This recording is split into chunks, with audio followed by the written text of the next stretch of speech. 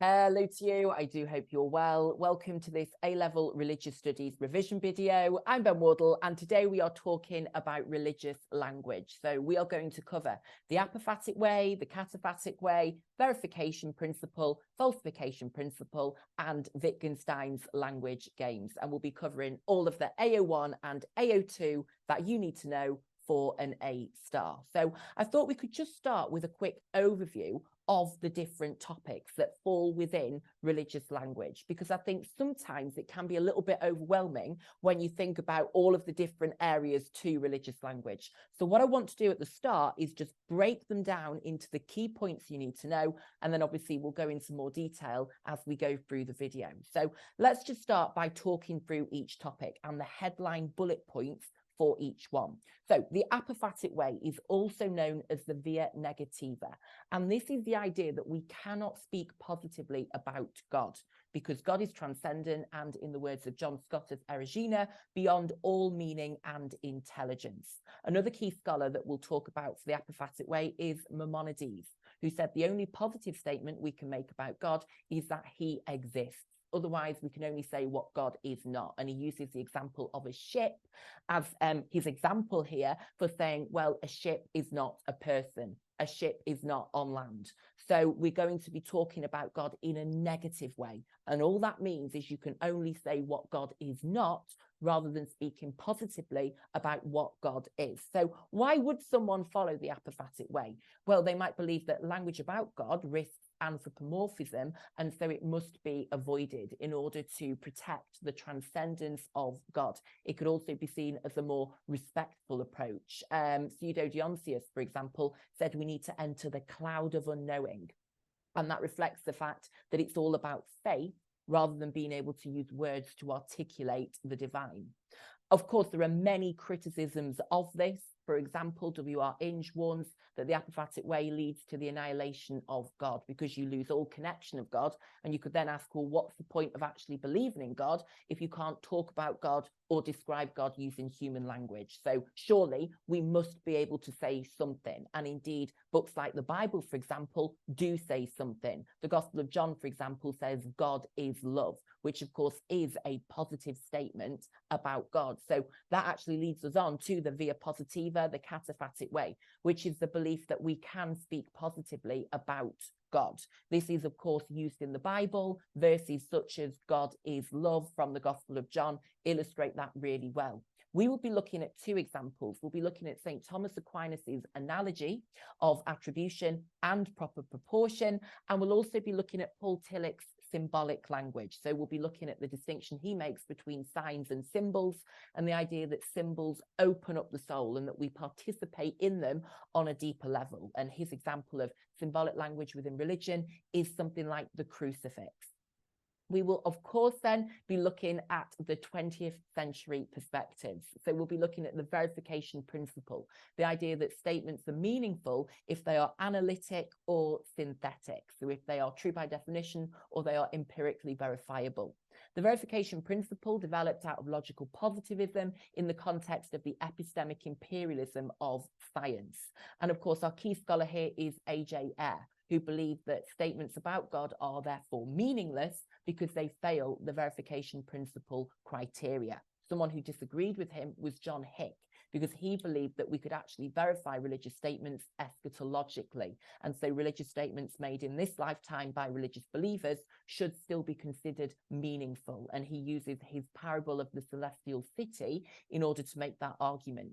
So we will be looking at the strengths of the principle, but also the problems, such as the criticism that it is described as too rigid and narrow, that it restricts meaning to a very limited area, for example, to the scientific. And of course, the fact that it fails its own test as well. We'll then be looking at the falsification principle, the idea that statements are meaningful if they can be falsified. If you are able to say and you are prepared to say what would prove it wrong. And of course, when we then link this to religious language, Flu's point is that religious statements are meaningless because they fail the falsification criteria. That is because a theist will always qualify rather than falsify their statements and beliefs about God. So they shift the goalposts, and that leads to the death of God by 1,000 qualifications. And he uses his own parable, the parable of the invisible gardener, in order to make this argument. He believed that by repeatedly qualifying beliefs, religious language becomes meaningless. However, somebody who argued against him was Hare, who believed that it was wrong to see religious beliefs as statements to be falsified, because he said that instead they should be seen as Blicks, which are world views that precede empirical evidence. And so they are actually deeply meaningful. So he uses his parable of the lunatic to show that whilst religious beliefs are not falsifiable, they are still deeply meaningful because they are Blicks. And then finally, we will conclude with Wittgenstein's language games. Wittgenstein believed that statements are meaningful for those who use them within what he called a form of life. And he said those outside of the language game should not critique the language used, as they do not understand the rules. It's like all the different sports. You've got rugby, football, cricket, tennis, and they've all got their own sets of rules, haven't they, that are meaningful for the players and participants in those sports. But you can't take the rules of tennis and try and apply them to a rugby match. So you have to remember that context is key, that meaning is found within a context. So there is not one absolute truth. There is not one set of rules that applies to every different sport, but subjective truths relative to each game. And so when we apply that to religious language, Wittgenstein will say that religious language is meaningful to those who use it within a theistic form of life. So let's get started today, shall we, with a look at the distinction between cognitive and non-cognitive language. So this is really, really important. And I want to just start by establishing what the difference is between cognitive and non-cognitive language. And we'll have a look at some examples as well. So let's get started. Language is cognitive if it makes a factual claim. So very simply, language can be categorized as cognitive if it makes a factual claim. Most cognitive language consists of synthetic statements. They can be shown to be true or false depending upon empirical evidence. So it doesn't have to be a truthful claim in order for it to be cognitive, but it's got to make a claim that can then be verified, that can then be shown to be true or false. For example, the Houses of Parliament are located in Westminster. And of course, we can then go and check that by going to Westminster and seeing if the Houses of Parliament are there. So that would be a cognitive statement because it makes a factual claim. In contrast, language is non-cognitive if it does not make a factual claim. It is instead an opinion, a feeling, or a wish. Non-cognitive statements may convey emotions, they might give an order, they might make a moral claim or express a wish. An example of this would be, I don't like it when people steal. Obviously, that is not a factual claim, is it? You are expressing an opinion, you are making a moral judgment, and that would be seen as non-cognitive because it is not making a factual claim. Let's have a look at this in practice then. I've got a few statements on the screen for you, and just take a couple of minutes to work out and categorize which are cognitive, which are non-cognitive, and think to yourself, how do you know? Just to really consolidate that understanding of the difference in your own mind. The first one, Wembley Park is on the Metropolitan line. God is all loving. Sunsets are beautiful to see. Water boils at 10 degrees. A-level results day is in August, when of course we will be getting an A star in religious studies. And do not kill, which are cognitive, which make factual claims, which are non-cognitive, that do not make factual claims. Let's have a look at the answers. So the first one is, of course, a cognitive statement because it is a factual claim we can verify. Wembley Park is on the Metropolitan line. You can actually have a look at a tube map and check whether that is true or false. Water boils at 10 degrees is also a cognitive statement because, again, we can test that for ourselves. We can get, I don't know what you do, actually. I'm having to get into a scientific mindset now. Get a thermometer and do a bit of testing, find out whether the water is boiling at 10 degrees. But it's something that we can check. It's something we can test. And then the third one, A-level results day is in August. Of course, you can check that as well. You can have a look in the calendar and check whether it is or not. The other three, of course, are non-cognitive. So God is all loving. How can we empirically check whether that is true or false when God is transcendent? Well, AJR, for example, would say we can't. Sunsets are beautiful to see. Again, that is an opinion, isn't it? That's not something you can prove to be right or wrong. That is a subjective opinion. Somebody might not like sunsets at all. And then finally, do not kill. Again, that is a moral judgment that is being made. It is not a factual claim that can be shown to be right or wrong, because someone might say, well, in self-defense, it is okay to kill. Or somebody might say, if you're fighting in a war, it's all right to kill. So it's not something that is factual. It's not making a factual claim. It is a moral judgment that's being made. So hopefully that is clear in our minds now, the difference between cognitive language, which makes factual claims, and non-cognitive language, which is not making a factual claim. It's expressing a feeling, emotion, opinion, or wish. We are going to start now with a look at the apophatic way, also known as the via negativa. And this is the idea that we cannot speak positively about God. And I mentioned at the start that Maimonides is a key scholar we need to know. Remember, every single paragraph at A level needs to include a scholar. And the scholar we could mention for the apophatic way is Maimonides. He said the only positive thing we can say about God is that he exists. Other than that, we can only speak negatively and say what God is not. For example, God is not subject to limitations. He used the example of describing a ship in order to show how this would work. For example, you can't say what the ship is. You can only rule things out and say what the ship is not, that the ship is not a plant. Why would somebody follow this approach? Why would they take this approach? Well, they would believe that God is beyond our comprehension and therefore our human language. So we cannot do God justice. We cannot describe God using our human language. It's inadequate. It's actually unhelpful. It's a barrier to our understanding of God rather than a catalyst for our understanding of God. And that's because they believe using human language to describe God would risk anthropomorphism. So if you're using human language, you're going to start projecting human qualities and ideas onto God, whereas God, of course, is transcendent. God is wholly other. God is beyond all meaning and intelligence. So Pseudo-Donthius said that God is beyond assertion. Only negative terms can be used in order to preserve the mystery and otherness of God. And John Scotter's Erigena said, we do not know what God is.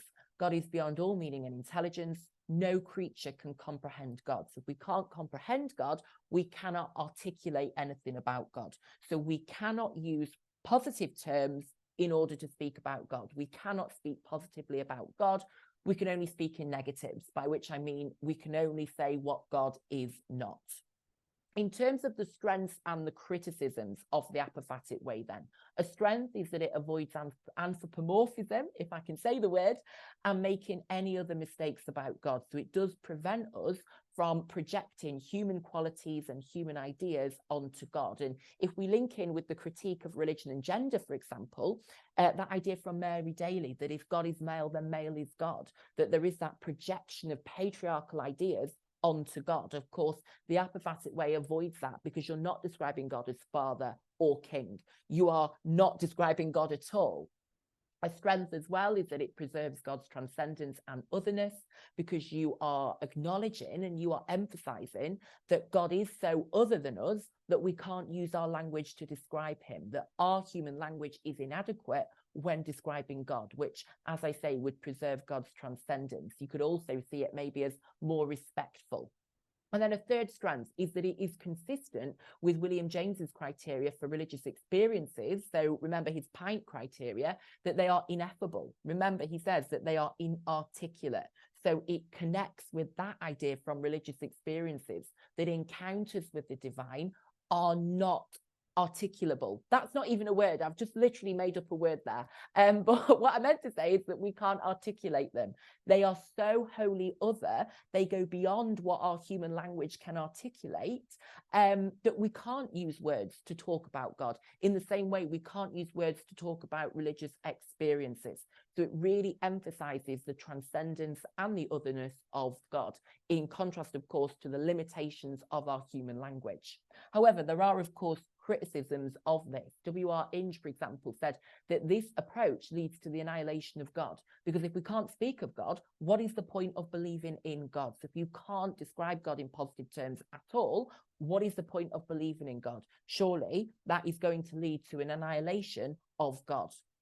To build on that, we could look to the Bible, which of course we know is an important source of wisdom and authority for Christians. Christians believe it is the infallible word of God, and it does use positive terms to describe God. It does talk about God. It does describe God's qualities and his attributes. For example, the Gospel of John says that God is love. So if the Bible is using positive terms to talk about God, surely that shows human beings can and they should. We could also say another criticism is that it leads to the loss of connection between humanity and God. So if you're not able to talk about God in positive terms, then you are going to lose that connection with God. And remember, Christians do believe we should have a connection with God, that God is immanent, that God cares for and is concerned with the world. So you can't lose that connection. You need to be able to say something. So talking of saying something, we're going to have a look at the Cataphatic Way now, which is the belief that we can make positive statements about God. If we categorize these, then they could be univocal, equivocal, analogical, or symbolic. And of course, there are many, many positive statements about God made in the Bible. Pretty much on every single page, I would say, there are countless positive statements about God. So it shows that for the majority of Christians, this is the best way of thinking about religious language, that we should be able to say something positive and make positive statements about God. An example, of course, to use in the exam is that God is love. We are going to start by looking at St. Thomas Aquinas's approach, which is analogy, because he used analogy as a middle way between univocal language and equivocal language. So univocal language is language that means completely the same thing in every context that you use it, whereas equivocal language is language that has completely different meanings in different contexts. And he saw analogy as a middle way between the two, because it's using words and language that we do understand and concepts that we are familiar with to help us understand something that ultimately goes beyond our comprehension. There are two types of analogy that he uses. The first one is the analogy of attribution. This is the idea that our qualities, such as love and wisdom, are reflections of those qualities of God, so that we can use the words love and wisdom to talk about God, because our qualities and our understandings of them are pale reflections of those qualities of God. So we can attribute them back to their ultimate origin, their ultimate creator, who is God. He used the bull and urine example, and this is, rooted in his 13th century context, because in medieval times, when Aquinas was around, it was believed that if the urine the bull produced was good, then the bull that had produced the urine was good as well. So he uses that example to say that in the same way, human qualities are pale reflections of divine attributes, because God is ultimately the source of the love and wisdom that we see in the world. His second type of analogy then is the analogy of proper proportion.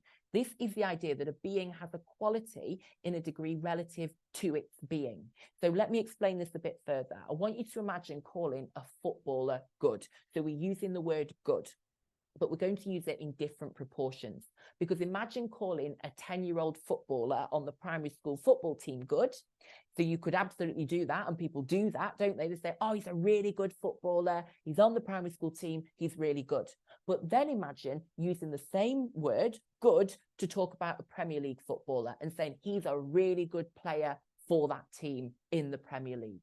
So it is the same property, you are saying good, so it is the same property, but in a different proportion, because it's a different scale factor, if you like. If we think about doing your maths paper, when you had to increase the triangle by like scale factor 10 or whatever it was, you are talking about the exact same property, but in a different proportion. And remember, analogy of proper proportion is the idea that a being has a quality in a degree relative to its being. So in the same way that the word good can be applied in a different proportion to the 10-year-old footballer and the Premier League footballer, the same applies when talking about human goodness, which is in proportion to humans as finite beings, and then God's goodness, which is in proportion to God as an infinite being. John Hicks also developed this using the example of faithfulness. So we can use the example of good, but then we can also talk about faithfulness. And again, it's about that scale factor. It's about the proportion. So he talked about faithfulness in terms of a dog's faithfulness to its human owner, and then God's faithfulness to human beings. Again, it is the same quality, it's the same property, but in a different proportion. Because of course your dog is faithful to you because they want to have their dinner. They want you to throw the ball for them. They're very loyal, aren't they? Dogs are very loyal and very faithful.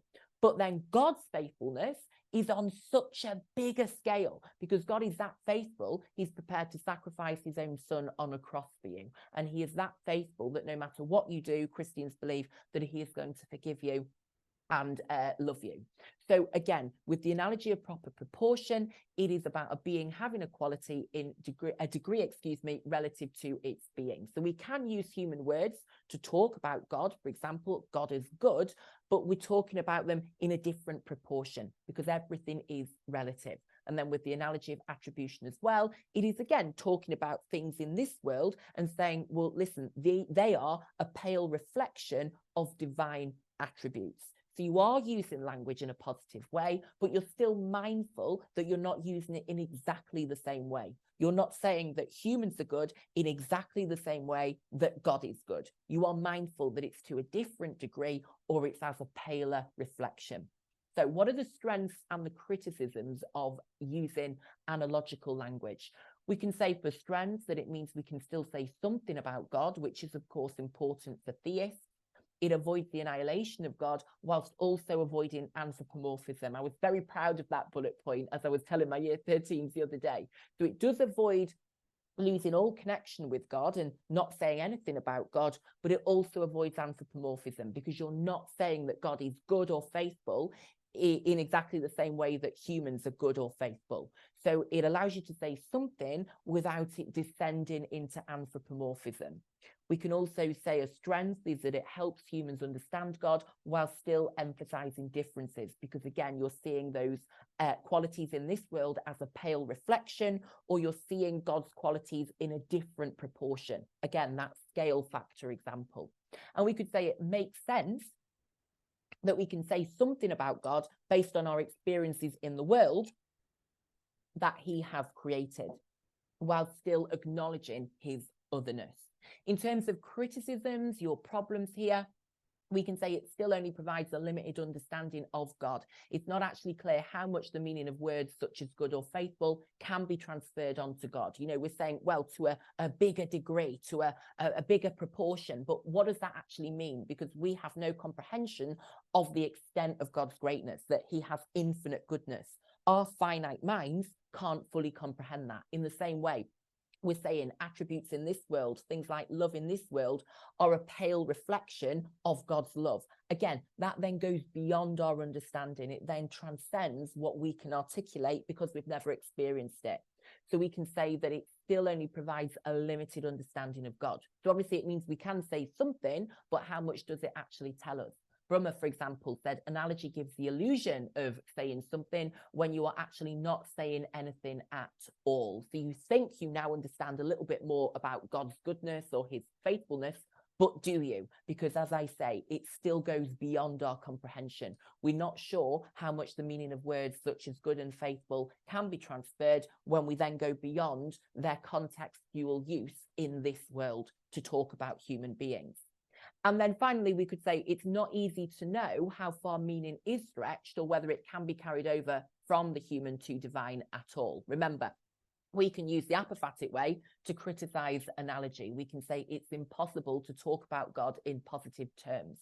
You know, we cannot actually talk about God by using analogy. We cannot use, well, you know, human faithfulness, but to a greater extent, or human goodness is a pale reflection. We're still not actually gaining sufficient knowledge. We're actually potentially causing anthropomorphism there as well.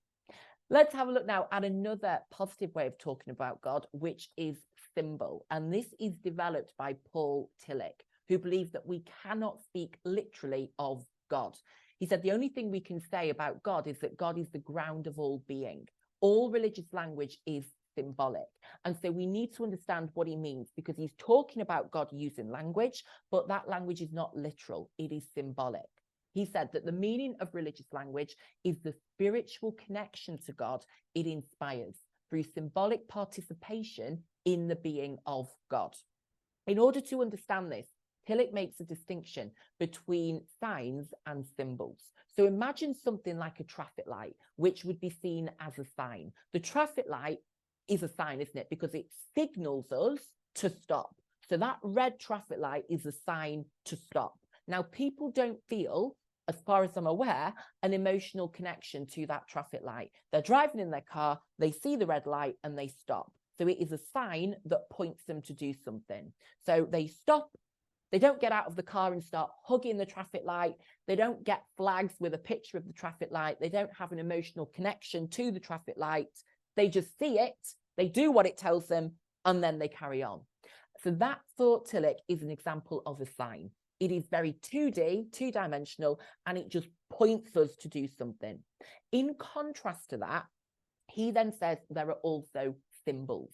And a symbol does not just point us to do something. We actually participate in it in a deeper way as well. And the example he gives for this is a flag. So a flag doesn't just point to us that we are in a certain country. For many, many people, they're very patriotic even about it. They participate in it. They have an emotional connection to the flag. Whenever we see a royal event, we see thousands of people waving the flag. They're wearing a giant Union Jack. They might be camped on the Mall outside Buckingham Palace in a tent covered in Union Jack flags. People participate in it in a deeper way. They have a really emotional connection to it. They have an investment within it. It symbolizes something much, much deeper. So whereas with the traffic light, it's just a sign pointing us to something, with the flag, it is a symbol. We participate in it. We have an emotional connection to it. It is much more immersive. If we then think about Christianity, he gives the example of the crucifix. The crucifix is not just a sign that Jesus died on a cross. The crucifix is a deeply meaningful and deeply spiritual symbol for Christians. Now, interestingly, in terms of the context in which Tillich was coming up with his ideas, we can see a big influence of Carl Jung, who said that a term or an image is symbolic if it means more than it describes or expresses. So as I say, with that red traffic light, it does what it says on the tin. It's a red light telling you to stop. It's a sign, that's it. Nobody's getting emotional about it. Nobody's getting out the car to hug the traffic light and sing to it. Whereas obviously with the symbols, such as the flag for a country or the crucifix for a Christian, it means something deeper, doesn't it? They participate in it on a deeper level, in a deeper way, and it has really deep meaning. They really connect with it. So symbols open up, this is the key line here, levels of reality that would not otherwise be available to us. Tillich said they unlock hidden depths of our own being. So like the Union Jack with the patriotic royalist outside Buckingham Palace, you've then got the crucifix, which opens up something deeper for Christians. Think about it. They believe Christ died for our sins, that through his death on that crucifix, they can be saved from their sin, that it's the act of atonement that restores the relationship between heaven and earth, and that means that their sins can be forgiven. So it's something that's, you know, got such a deep spiritual significance and meaning in their lives. And he uses the example of art in the way that when you're at an art gallery looking at that piece of art, you know, it opens something up for you. I believe it does anyway. I'm not an art expert myself, but I do believe that when people see the Mona Lisa, they are moved by it. So like art, symbols enable us to unlock and grasp really deep truths. So it has a profound impact on us. So Tillich said, every symbol is double-edged. It opens up reality and it opens up the soul. So religious language is symbolic. It's not just a sign that is pointing us to something. It is a symbol. We participate in it. It opens up levels of reality that would not otherwise be available to us. It opens up our souls. Let's have a look at the strengths and weaknesses of this then. You could say a strength of symbol is that it reflects the deep meaning that religion has for a theist, because remember, symbols unlock something deeper, and that resonates with how a theist feels about their faith. We could say it shows how religious language communicates on a much deeper level than everyday language. He uses that great example of the difference between a sign, such as a traffic light, and a symbol, such as a flag, to demonstrate that it is deeply meaningful for those who participate in it. We could say it preserves the transcendence and mystery of God much better than analogy, while still allowing you to speak positively about God. So as a positive approach, as a cataphatic approach to language, you could say that symbol is better. And we could say it has credibility because it builds on Jung's ideas of symbols and that idea that they have that deeper meaning. However, there are, of course, criticisms of symbolic language. J.H. Randall, for example, said symbolic language is non-cognitive and it would therefore be dismissed as meaningless by the verification principle. So, of course, you know, this language cannot be empirically verified. It might be seen as not actually meaningful.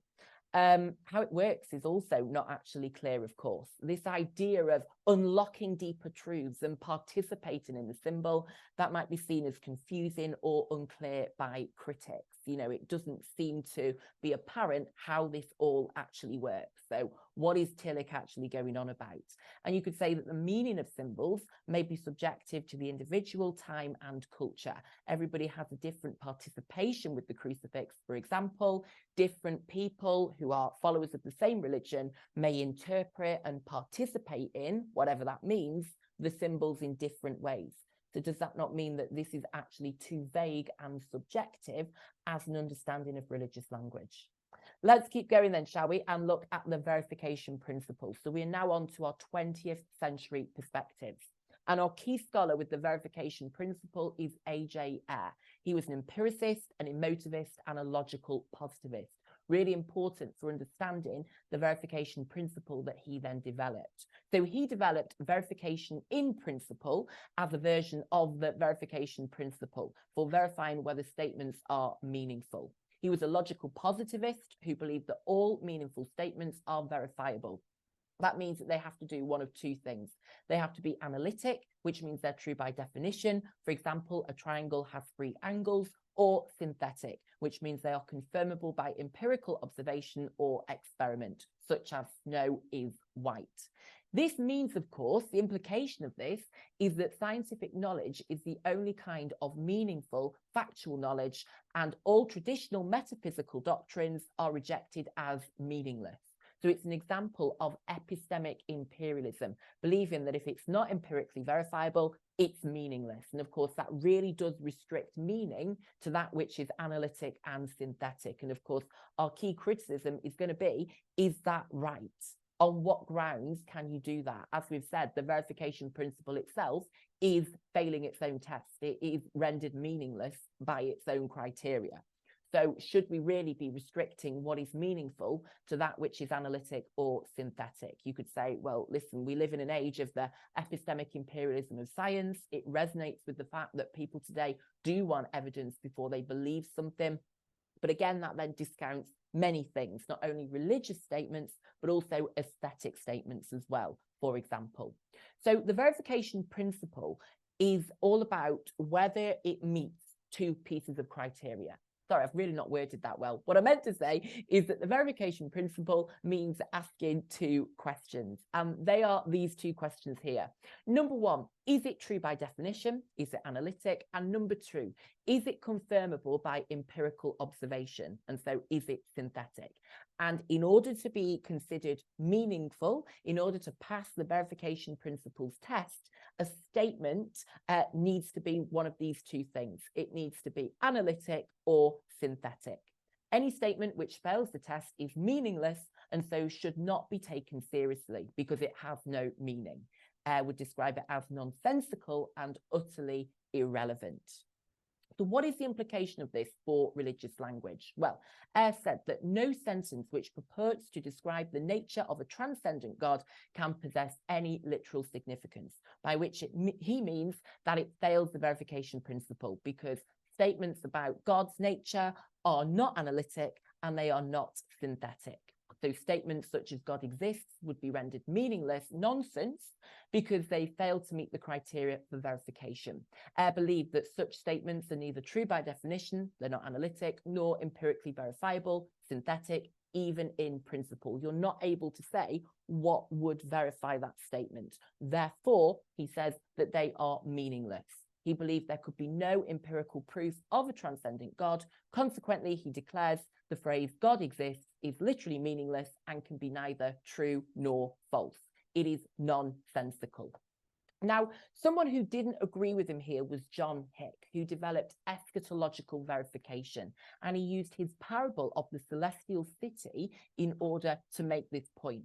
What Hicks is saying through this parable is that religious statements are verifiable after death, that once the travellers in the parable reach the end of the road, they will find out whether there is a celestial city or not.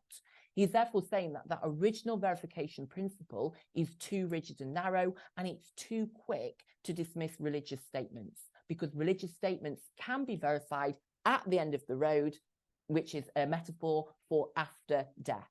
So because of the prospect of eschatological verification, religious statements can be considered meaningful when they are made during this lifetime. These statements do have meaning for religious believers. Have a look then at, or let's have a look then, I should say, at the AO2 points for the verification principle. So we've got the strengths here and, of course, the criticisms. Our strengths are that it takes seriously the importance of empirical evidence. We live in an age of epistemic imperialism for science. In the modern world that we live in, as Eyre puts it, people do value ideas for which there is evidence. We could also say another strength is that verificationism fits with a scientific understanding of reality. It restricts meaning to whatever we have, or in Eyre's case, can in principle have scientific evidence for. We can say that is helpful because it will ensure that we do not imagine we are talking about reality when we have no evidence to think that we are. But in terms of the criticisms, you could say a big problem is that the verification principle actually fails its own test because it is neither analytic or synthetic. It's not empirically verifiable itself. Therefore, the principle itself is meaningless. We could say the original principle has been criticized as too rigid and narrow. For example, even some scientific, historical, or universal statements may be rendered meaningless by it. And then we could also say that many people do believe ethical, religious, and aesthetic statements are meaningful, even if just for those who do make them. So it is too rigid, it is too narrow. It restricts meaning to a very limited area of life, namely the scientific, and that does not resonate, that does not reflect the lived reality of people in the world today who do find meaning beyond the realm of science. So make sure you are thinking and you are making a judgment about the verification principle. Does it succeed? Is it a good way to test the meaningfulness of language? And of course, does John Hicks' eschatological verification prevent religious language being totally dismissed as meaningless? Because actually, we can say through his parable of the celestial city that those religious statements will ultimately be verified, and therefore they are meaningless when made by theists in this lifetime. Let's look now at the falsification principle, which originates in the ideas of Karl Popper and is then developed by Anthony Flew. It's the idea that a statement is factually significant only if there is some form of evidence which could falsify it. And all that that means is that you are able to say what would prove it to be incorrect. And of course, again, we're going to be linking in with scientific methods here because this approach is deployed by scientists who rigorously test hypotheses in the lab. Now, in contrast to the scientific method, religious people do not falsify their beliefs. They don't try to test their beliefs, do they? Instead of testing them, instead of falsifying them, they actually qualify them. So a statement such as God loves his children, they don't go out and seek to disprove that. They don't try to rigorously test that. Instead, they hold on to that belief no matter what evidence to the contrary they are confronted with. So instead of falsifying their beliefs, they shift the goalposts and qualify them. And for Flew, this is a big problem because this leads to the death of God by 1,000 qualifications. The fact that religious people are not prepared to falsify their statements about God means that those statements are meaningless. And he used his parable of the invisible gardener to illustrate this. In this parable, the gardener's existence dies the death of 1,000 qualifications because every time he fails to be detected, the believer qualifies what he means by his gardener. So he will not accept that the gardener may not actually exist. And so the parable is illustrating that statements about God are meaningless. If you are not prepared to admit there is evidence that could falsify your belief, then you might as well believe anything that you like. So let's have a look at an example that Flew himself actually gave. And he gave the example of this statement that God loves his children. Flew refers to a case where a child is dying of inoperable throat cancer. The child's earthly father, so their dad, is driven frantic in his efforts to help. You know, he's trying to find any doctor that could maybe find a potential cure. He's doing everything he can to try and save his child. In contrast, their heavenly father, God, appears indifferent because no matter how much the parents pray, there seems to be no divine intervention. No miracle is being performed to save this child. This child is going to die. So the heavenly father, God, appears indifferent and reveals no obvious signs of concern. So Flew is saying that that should be taken as evidence that God does not love his children, because surely that is evidence against the statement. If God loved his children, he would do something to save this child. But the fact this child is dying of inoperable throat cancer and God isn't doing anything, he says is evidence that God does not love his children. However, Flew says that rather than accepting this as evidence that the statement must be false, the believer actually qualifies their statement. So they then shift the goalposts. They suggest that God's love is not merely a human love, or it's an inscrutable love. So God does love the child, just in a way we can't understand. God works in mysterious ways. God has got a greater plan for the child. So instead of accepting that the fact God isn't intervening to save the child with inoperable throat cancer proves the statement is incorrect, they actually shift the goalposts. And Flew asks, he's quite frustrated by this. He says, what would have to happen for a believer to turn around and say that actually God does not love us or God does not exist? So what would it take for them to actually accept their claims about God are wrong? Are they prepared to say what that would be, what evidence they would need to be given to actually stop believing in God or to stop believing God is all loving? And he says the fact that there is nothing means statements about God are meaningless nonsense, because of course a theist will always qualify their statements, they will always shift the goalpost rather than being prepared to falsify them.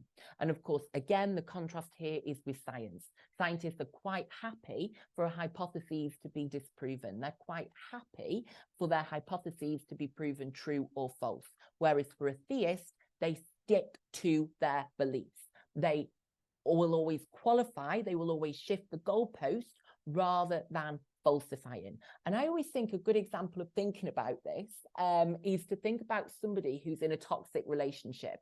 And if you think about saying to them, you know, look at what your partner's doing, what would it take for you to actually say, enough is enough, I'm leaving them?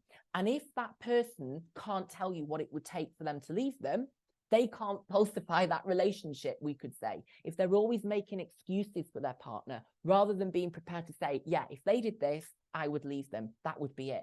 If they're going to stay with their partner no matter what, and they're going to keep shifting the goalposts and making excuses for their behavior, then we're seeing that they're in a toxic relationship, because it's, you know, that same principle of falsification. If you are not prepared to say, I'm going to leave them, then you're in a toxic relationship, basically. There's my little agony aunt moments of the day. But that's my way of remembering this, that the theist clings to their belief, they shift the goalposts, they will not falsify. And so for Flew, because you need to falsify in order for language to be meaningful, he says religious statements are meaningless. Now, Hare has a response to this, and Hare's response is to say that religious statements are not statements to be falsified, but they are actually Blicks. And a blick is a framework of interpretation or the lens through which you see the world. And these blicks are developed by your upbringing, your family, and your friends. This is quite similar to the idea of a schema in psychology, if you're doing A-level psychology, and also the idea of an ideology in sociology. So a blick is a worldview. It is logically prior to the facts. In other words, you start out with the blick, and your blick then tells you how to interpret the world and what therefore counts as a fact and what those facts mean. So it is a deeply held lens through which you see the world. Hare used his own parable, the parable of the lunatic, who believes that the Oxford University professors want to murder him. And no matter how many pleasant professors he is introduced to, nothing will change his mind that they all want to murder him. So despite all the evidence that he's given, when he is presented with all of these really friendly and lovely professors, his blick is still telling him it is so deeply held and meaningful to him that it will not budge. He still believes deeply within him that all Oxford University professors want to murder him. And Hare's point here is that blicks are non-cognitive and unfalsifiable, but still deeply meaningful for the individual because they shape their entire life. Nothing will change their minds. And so he's saying the fact that you are not prepared to accept the belief is wrong demonstrates how deeply held and meaningful it is for you. The meaningfulness is subjective to you. Now, he's saying that the lunatic who believes the Oxford University professors want to kill him has a very unhelpful blick. You know, he's not encouraging that kind of blick. He sees how damaging and limiting that could be for you. But he says there are other positive, helpful blicks that people have. And you could see religious belief as one of those blicks. And you could say, actually, this shows you just how meaningful religious language is. Because if someone is prepared to continue believing in something, despite the fact it won't be falsified, despite the fact that there is evidence to count against it, that surely shows us just how meaningful religion is in people's lives. So that conveys to us the deep meaningfulness. So the fact that you are not prepared to accept the belief is wrong demonstrates how deeply held and meaningful it is for you. So Hare's response is that Flew is wrong to categorize religious statements and beliefs as statements to be falsified because they are actually blicks instead. Now, Flew's response to this is that if Hare's religion is a blick, which therefore means it involves no cosmological assertions about God, then what is the point of being a Christian at all? What does it mean to be a Christian? So if you just say that religious statements and religious language are blicks, does that not then undermine religion? Because when religious people do make statements, such as God created the world, they are making statements about the world, aren't they? They are making what they think, if we link back to how we started today's video, cognitive statements and cognitive assertions. But if Hare is saying, well, no, they're non-cognitive blicks, does that not undermine the statements that are being made? And does that not reduce religion to being this non-cognitive little blick that you have within you? And so, of course, that then raises questions about what religion actually is. So Hare is saying that they are deeply meaningful for those who have them, for those who are religious. And that is very similar to Wittgenstein's language games that we're going to look at in a minute. But before we do that, we're going to have a look at the strengths and the weaknesses for falsification. So strengths of falsification are that it sets a high standard for meaningfulness. Another strength is that it is in accordance with science. It restricts meaning to whatever we have scientific evidence for, which we can say is good because it reflects the emphasis on empiricism. Remember the epistemic imperialism in 21st century life. We can say another strength is that it's a perfect test of whether a person's belief is rational. If someone is holding on to a belief because of faith and without any reason, you can ask them, well, what would it take for you to change your mind on this topic? A person with a rational belief based on evidence would be able to answer that question. And as I said before, you could use it as a toxic relationship example. If you're asking somebody, what would it take for you to change your mind on this person? What would it take for you to end this relationship? Is there anything? And if they say, well, no, there's not, because they're just going to keep qualifying their statements, they're going to keep shifting the goalposts of what they'll put up with, then you can say that it's irrational and you need to get them out of that relationship immediately. In terms of criticisms, though, you could say that the principle itself cannot be falsified. You could say that, like with verification, it's too restrictive about what is meaningful. And we've got a brilliant example here from Hare that religious beliefs are deeply meaningful for those who have them, even though the religious statements they make are unfalsifiable.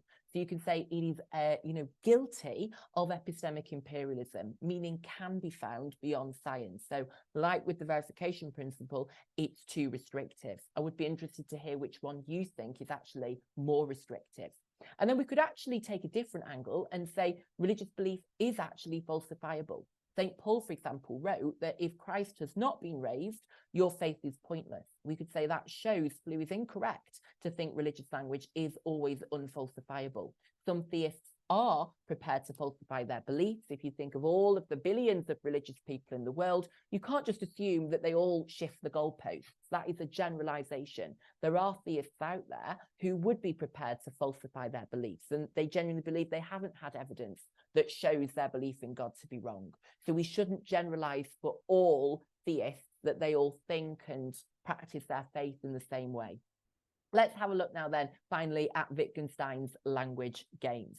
This is the idea that religious statements are non-cognitive. They have meaning for those who belong to a religious form of life and play by the rules of a religious language game. So lots of similarities and links here with Hare and his idea of Blicks. So Wittgenstein believed that language has a unique meaning and significance for those who belong to a form of life and play the rules of that language game. And context really is key for Wittgenstein. It's all about the meaning within that form of life. He argued that language use is like playing a game with rules. So within forms of life, we have agreed rules about how words should be used. And the brilliant, really helpful way of remembering this is to think about the different rules of different sports. So as I said before, you've got rugby here, cricket here, football here. Each sport has its own unique set of rules that are relative to the game and are meaningful within the game. But if you take the rules of one game and try to apply them to another game, it doesn't work. So the rules are relative, it's subjective. And so you've got to play by the rules of that game when you're playing that game. And then if you go and play another sport, you need to go and play by the rules of that sport. So everything is subjective. And this reflects the fact that Wittgenstein found religious language and the language of different religious groups are like different language games. If we were to say that God allows suffering to develop our character and we will be rewarded in heaven, that would fit within the Christian language game. It would have deep meaning for a Christian using that language and making that statement within that Christian form of life. It has meaning for those who play this game. It fits with their understanding of the world. However, it does not fit with the atheistic or Buddhist language game, so it wouldn't be meaningful for an atheist or a Buddhist. So all that he's saying is that meaning is based on context. It is relative and it is subject to the language game. So the meaningfulness of language must be understood in context. And of course, this contrasts very clearly with Air and with Blue, who say that there is a universal standard for meaningfulness, whether it can be verified, whether it can be falsified. For Wittgenstein, it is all relative and subjective to the language game.